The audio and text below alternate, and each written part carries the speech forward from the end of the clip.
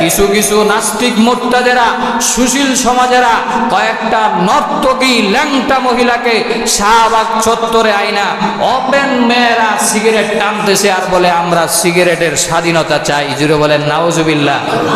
এরা তো মেয়ে না, এগুলোর চেহারার দিকে তাকাইলে ছেলেও বোঝা যায় না, মেয়েও বোঝা যায় না, এটা হিজড়াও না, এটাতে কোন কাতারে আছে আল্লাহই জানে। জুড়ে বলেন ঠিক না বেঠিক? এই জন্য আমি স্বরাষ্ট্র মন্ত্রণালয়কে সাধুবাদ জানাইতে চাই, ধন্যবাদ জানাইতে চাই। এই কারণে উনি একটি নতুন আইন পাস করছে। স্বরাষ্ট্র উপদেষ্টা, ওনাকে আমরা ধন্যবাদ জানাই মিডিয়ার মাধ্যমে, অনলাইনের মাধ্যমে। উনি রমজান মাসে ওপেন সিগারেট খাওয়াকে নিষিদ্ধ ঘোষণা দিয়েছে। এতে আপনারা খুশি না বেজার? আরো জোরে বলেন খুশি না বেজার? কিছু কিছু নাস্তিক মোর্তাদেরা, সুশীল সমাজেরা কয়েকটা নর্তকী ল্যাংটা মহিলাকে শাহবাগ চত্বরে আইনা ওপেন মেয়েরা সিগারেট টানতেছে আর বলে আমরা সিগারেটের স্বাধীনতা চাই। জুড়ে বলেন নাউজুবিল্লাহ।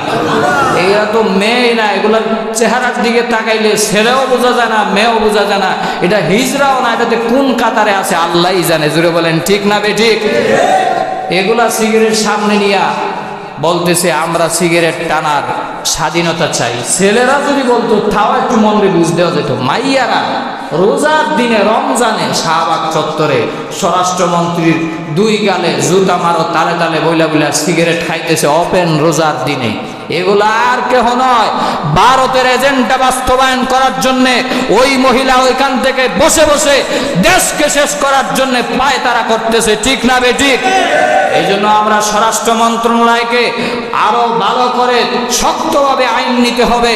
রমজানে কেন, রমজান ছাড়াও ওপেন সিগারেট খাওয়া বন্ধ করতে হবে। সাথে সাথে এই আইনও জারি করে দিতে হবে ৯৭ ভাগ মুসলমানের দেশে কোনো হোটেল রেস্তোরাঁ দিনের বেলা রমজান মাসে খোলা থাকতে পারবে না, পারবে না। রাজি আছেন তো মুসলমান? মুসলমান হইয়া পর্দার ভিতরে ঢুইকা খাবার খায় দিনের বেলা। তো একজনকে জিজ্ঞাসা করলাম আপনি পর্দার ভিতর থেকে বাইরে হয়েছেন? কয় হুজুর মহিলারা বাইরে হাঁটাহাঁটা করে, এই জন্য রোজা রাখছি, তো এই মহিলাদের চোখ থেকে বাঁচার জন্য পর্দার ভিতরে লুকাইছি। এরপরে দেখা যায় মোষ মুছা মুছা তারপরে হাইটে যাইতেছে সুন্দর করে। নাউজুবিল্লাহ বলবেন না? আছে না নাই? আর হুজুরে বলেন আছে না নাই?